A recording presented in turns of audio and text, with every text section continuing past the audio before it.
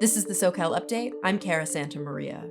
Since the murder of George Floyd, cities across California have been asking themselves about what role law enforcement should play today.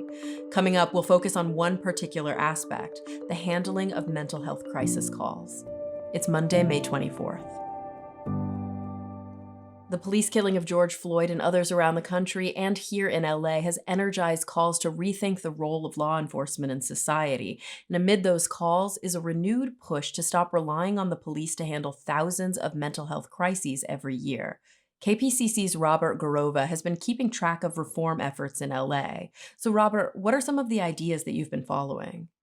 Well, for one, last October, the LA City Council passed a motion that called for an unarmed model of crisis response that would divert nonviolent calls for mental health and substance use situations away from police.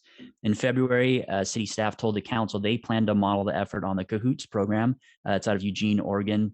This is the model that's gotten a lot of attention in the last year or so. It's run out of a mental health clinic, and whenever possible, they deploy a team made up of a medic and a crisis worker, not police. It's worth noting, too, that LA Mayor Eric Garcetti's proposed budget would set aside about $10 million for alternative crisis response. But a lot of people are saying that these reforms can't come soon enough. I know you've been reporting on the outcry from families who've recently seen a loved one shot during a mental health crisis. Yeah, one case I'm covering is the killing in March of 34-year-old David Ordaz Jr. by LA sheriff's deputies while he was in the midst of a psychiatric episode. The nightmare the family is going through has them calling for reform. And there is a growing number of people who don't want to see law enforcement involved at all when it comes to people having a psychiatric or drug crisis. And I think it's fair to say that these calls to remove law enforcement from the equation have really increased since the killing of George Floyd.